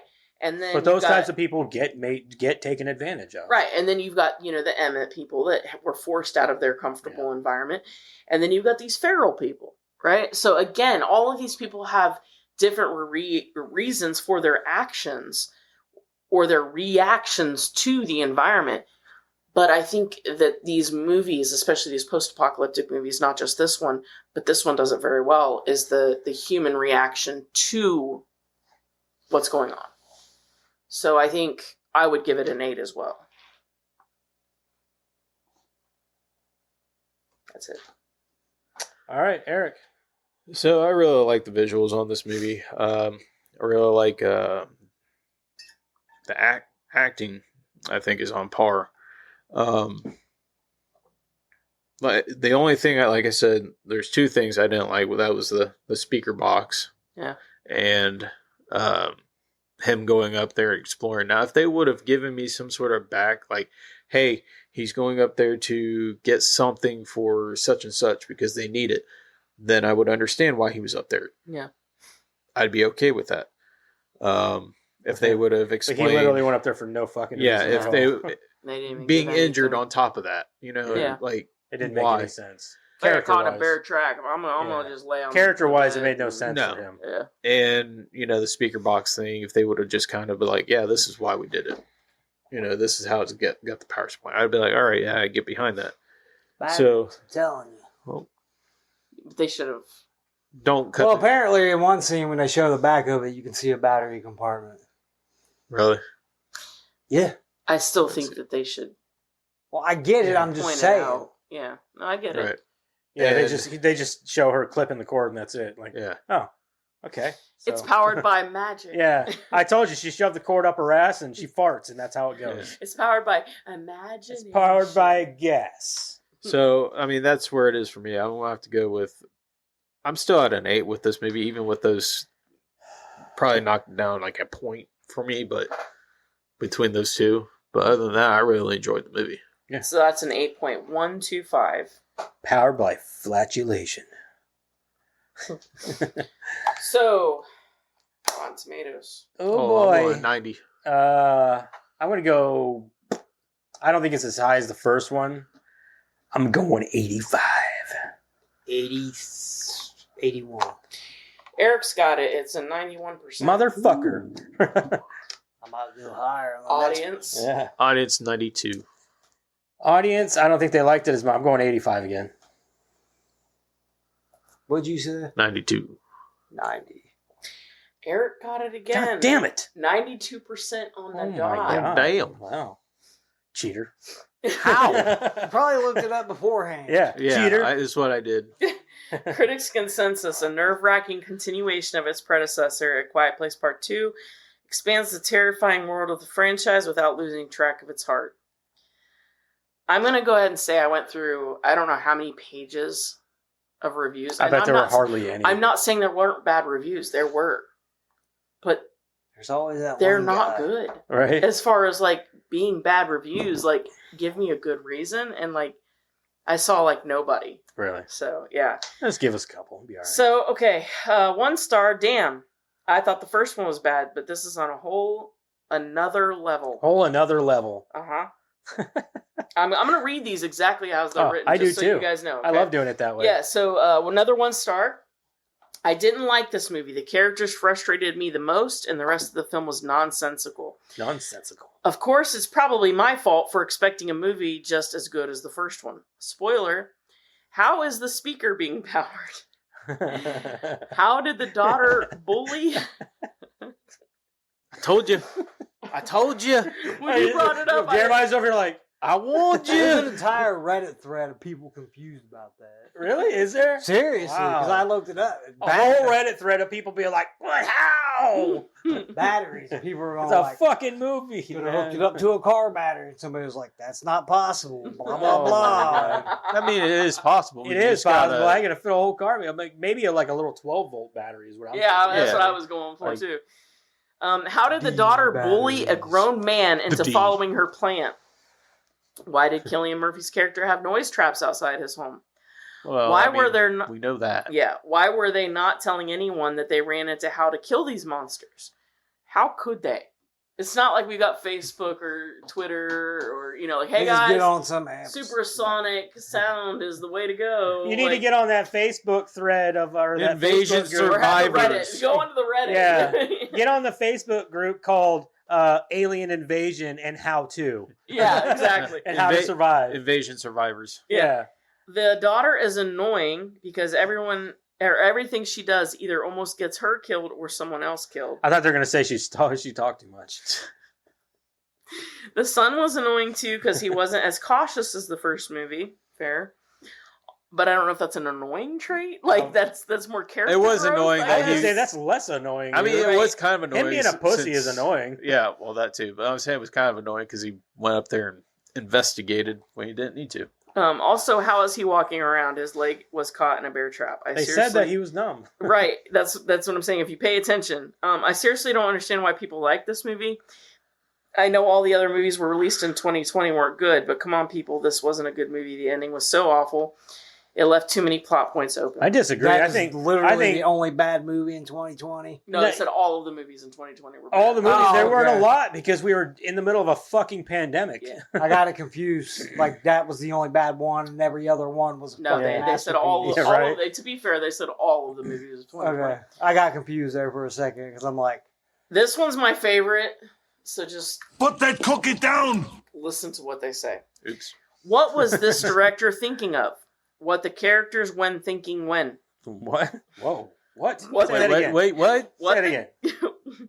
That Repeat. motherfucker's smelling toast right about now. What the characters when thinking when? I'm not Why kidding. say many words when one word works? What the characters when thinking when? He was drunk. Reproducing Himself. themselves? Smelling Question mark. toast. Reproducing themselves? Question mark. There are lots of bad scenes, like when she had the baby and there was a flood. She didn't breastfeed the baby. The movie has a good theme, but the transitions were horrible. Wait, your one complaint about the movie is that she didn't breastfeed No, the there baby? were several complaints. Let's read. I know, She but had a I'm baby like, and there was a you flood. Want to see some Emily Blunt? Yeah, No. it's got to be a neck Yeah. beard. Be like, No. did you see him? What? I want to see some Emily Blunt nip. There's at least I 4 got a by my mommy count. fetish. What the characters when thinking when? That's first complaint. Reproducing themselves? Question mark. What is reproducing themselves? Like, you mean procreating? Okay, I guess there's only 3. There are lots of bad scenes, like when she had the baby and there was a flood. She didn't breastfed the baby. She didn't breastfeed. She didn't breastfeed the baby. So when she had the baby, So there's 3. a flood. I mean, I'm lost. I don't know what he's talking about, a flood. But Probably yeah, the one in the basement, I guess. This one was my favorite. Yeah, I would By assume far. the basement. But But the last one about not breastfeeding or breastfeeding the baby. that's a Breastfeeding. stretch, though. because Just the sounds flood like happens some dude way who's after mad. she has the baby. Yeah. Yeah, but like that just sounds like some dude that's mad because there were no boobs. What the characters when thinking when. That's all I got to say. Toast. I mean, think about it. That motherfucker smelled toast. Yeah, he was. Okay, Yeah. so this one's a half a star by Daniel Radcliffe. It's Daniel R. I'm not sure how it is even possible to outdo the worst movie ever, A Quiet Place, but somehow Jim from The Office managed to make a sequel that was worse than the original. The only bright spot in this movie is that his character died in the first one, so we didn't have to deal with the worst father in movie history in the sequel. Surprise! They replaced Jim with Cillian Murphy's awful character in this one and amped up the girl boss aspect of the mother and daughter characters. Daughter, perhaps. Once again, this movie is filled with bad acting, bad story, massive plot holes, bad CGI, bad scoring, continuing to make the world building worse, which is honestly impressive. This first movie was a 0 out of 5. This one gets a negative 5 out of 5. How do these movies have such high scores on here? I will be hate watching the third movie in the series. Like, why? Okay, you're gonna hate watch, but guess what? You're still giving money to something that you don't want to watch. I will be not Fuck it, dude. Hate watch it. Give it all the money you can. Yeah, I will be hate watching What the if they third movie pirate in the it? series in hopes that Jim from The Office lack I'm of gonna involvement in the download third it. movie. Just fucking be like, fuck you. Fuck you. I'm downloading. I'm gonna hate watch it after I downloaded it. And a new cast aside from Deadpan, who was awful in part 2, might somehow make this movie better. I'm sure it'll manage to be worse than the first 2. Somehow these movies seriously deserve to win Razzie Awards, as they are actually worse movies than Sharknado? Halle Berry's Catwoman. Oh. I was gonna say Plan 9. I'm going with you're full of shit. Well, show us on the doll where the movie hurt you. Right? Yeah. Zach C., 1 star. If you need a movie to make sense when you watch it, this isn't the movie for you. None of the decisions made by the characters make sense. All right. I mean, a few of them. I mean, Zach C. No, sorry. Ty T., half a star. The only reason for someone to give this shit 5 stars was he's autism. Is it actually Thai T or is it titty? No, it's Ty T. Okay. T-Y-T. Half a star. The only reason for someone to give this shit 5 stars was he's autism or deaf. Oh my god. Mm-hmm. learn how to spell. Amy L. gave this a half star. The first one was incredible, but I couldn't get over how her speaker magically worked when she got the power cord. Jesus Christ, people. Why not just have a powerless speaker or a wireless speaker? The technology exists, bitch, because there ain't no fucking. Strap a JBL around your neck. How you gonna recharge it? Good point. Yeah. Get one of those Wireless cranks. speakers exist. Yeah, we are aware. Yeah. The technology to make a wireless. But then again, I mean, you use doesn't. any battery on a fucking speaker, it's gonna die too at some point. So. Yeah, but there are more batteries out there somewhere. Unless you get one of them cranks that you use to Yeah, charge. Yeah, it. crank generator. Yeah, walking through town. Like I was saying, they had the kid running. They're home. coming. Yeah, I fucking know. That's what They're so close. I know. They had the kid on there running on. on a wheel. Oh shit! Now what are we gonna do? He got his foot in a bear trap. It's like a little grinder. You just need a little monkey to go with it. I always want to see like a human person doing one of those things, and then just stop and just see them go on the fucking wheel. Last one, half a star, no name. The stupidity on display in this movie is astounding. The main characters are that stupid. There is no way they would actually still be alive. Yeah, maybe. I wouldn't say that they were stupid. I wouldn't say they're stupid either. That's it for all right. Rotten Tomatoes. Oh, you guys are idiots. We like the movie. You can suck a ball. Just one though, the left one. The one that's my least favorite. The one that gets hurt all the time. Yeah, the one that gets kicked the most. Sweet ass trivia with Karen. Left ball, corner pocket. And again, there was 25 total for only had one trivia ball. on this, Then even it just after settled in serving the or middle. checking like different other sites and stuff. So Just the one little ball in the. I'm pretty sure one of them is that Krasinski didn't want to do this because he only wanted to be one and done. yeah, he wanted one and Yeah, done. and I don't blame him. Mm-mm. He was I just like, I wish just want to it- do the one yeah. movie. You know, That would have been nice. yeah. After seeing the first film, Cillian Murphy said in an interview, I wrote this email to John after watching the first movie of how much I enjoyed the film and congratulating him on it. Then I chickened out and never sent it. I was like, you don't need to be doing that. He's a busy man. He doesn't need to hear from some actor. And 1 year later... Cillian Murphy's some actor. Right. 1 year later, he was cast in the sequel. The youngest of the Abbott family... That just shows his humbleness, though, man. Oh, how humble he absolutely. is. I think that's great, dude. Like, Cillian, I know you're not watching this because we're humble podcasters. Yeah. But listen to me, man. You're worth it. We love you. We love you. Yeah. We think you're a great and fantastic And actor. I changed my mind. You're handsome no matter what. Yeah. Yeah. The youngest of the like he gives a shit. He doesn't- But yeah, he doesn't care. the youngest of the Abbott family, son Bo, is played by young actor Cade Woodward in the first film. In the opening flashback scenes of the second movie, Bo is played by Cade's younger brother, Dean Woodward. John Krasinski has said he wrote the first film as a love letter to his children. This is something he wanted to continue, and that's why he wanted to write himself into the new film's opening. When he finally decided on an idea, John Krasinski was able to write his first draft screenplay in just 3.5 weeks. Editing the film was only completed a few days before its premiere in New York City in 2020. Similarly, the editing in the first film, A Quiet Place in 2018, was completed the morning of its premiere at SXSW in 2018. South by Southwest. It just says XS. Yeah, South by Southwest. Okay, cool. It's a movie festival. Okay.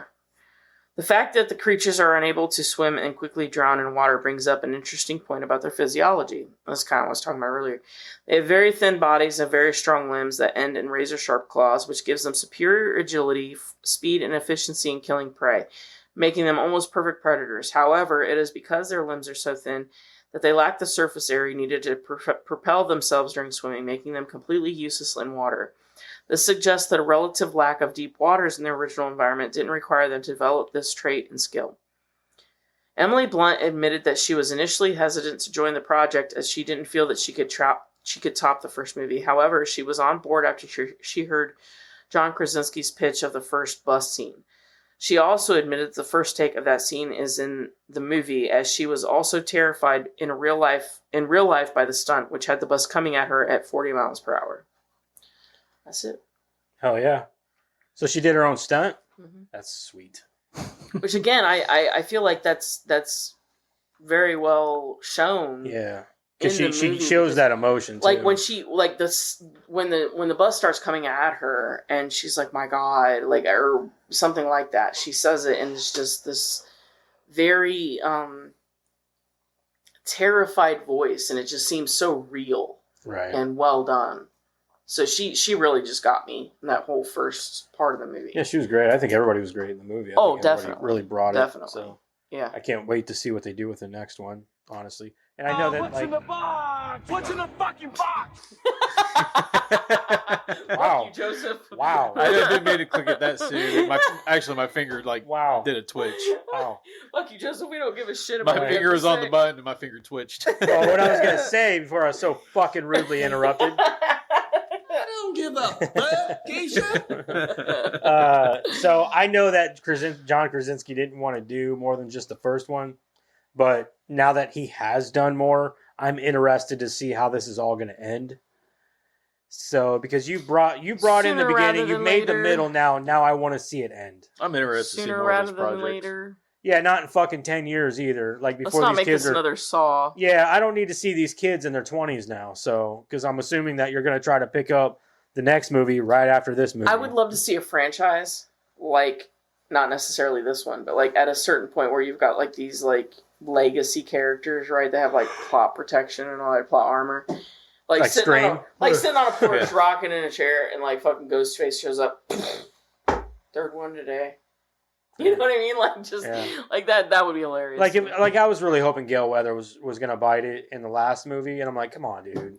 Like, out of all of them, Gale is the one they kept. Why not Dewey?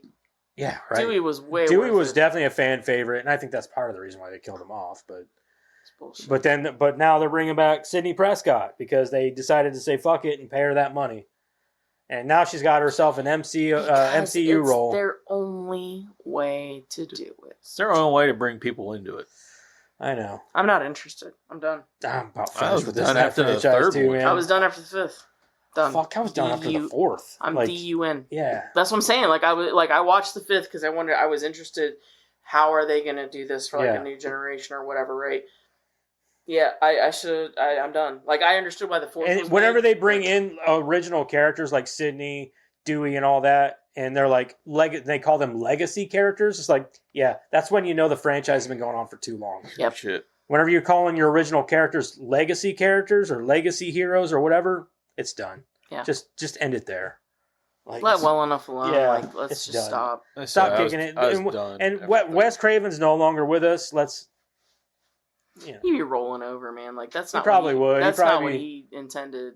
But Like, he when let the fucking Freddy Krueger franchise go on for a long time. That without wasn't him. his. That wasn't his. I know, but what I'm saying is he let it go on a long time without him. He didn't have a choice. Well, he needs to That's why he rise bought up it on back. from the grave. That's why he bought it back and did New Nightmare. He's like, I'm gonna end this shit. Yeah, and you well, ain't he needs to touching rise up from the grave and get rid of this bullshit. dude. it. I'd love to see. Like, that. let's do a proper Scream franchise here. I'd love to see. Go ahead and kill it all off. Fucking zombie. He, West. you know, if he was alive, he'd kill off. What's in the Sidney fucking Prescott. box?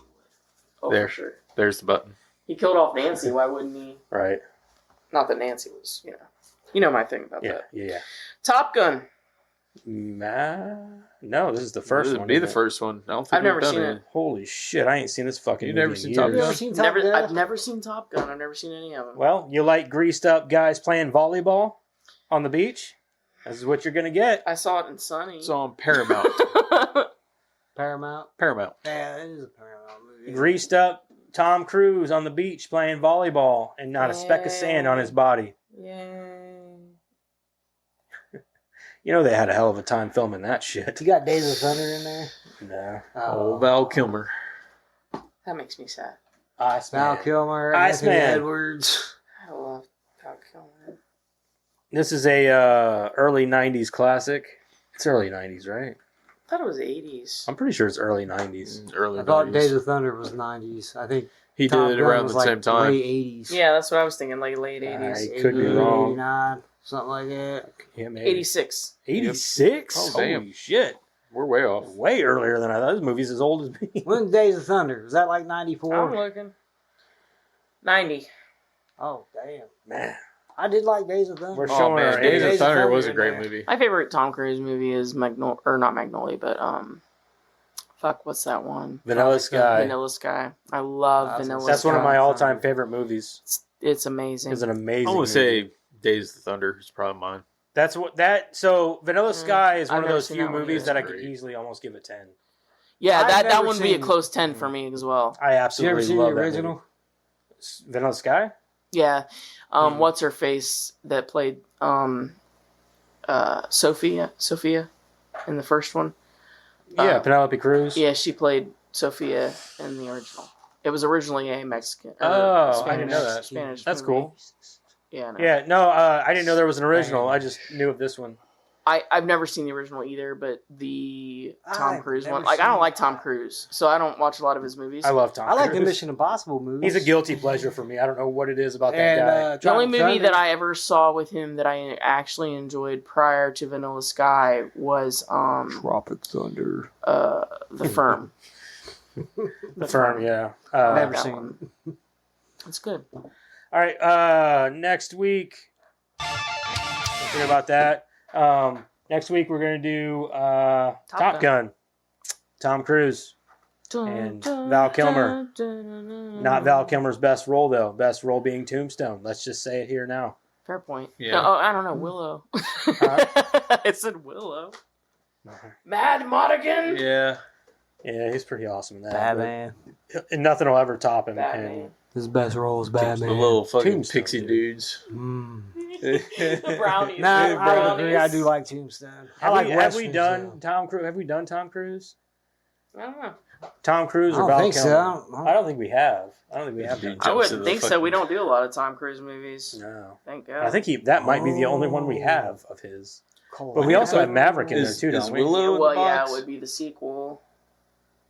Is Willow in the box? I don't know. I think seen it's on the Collateral? rolling.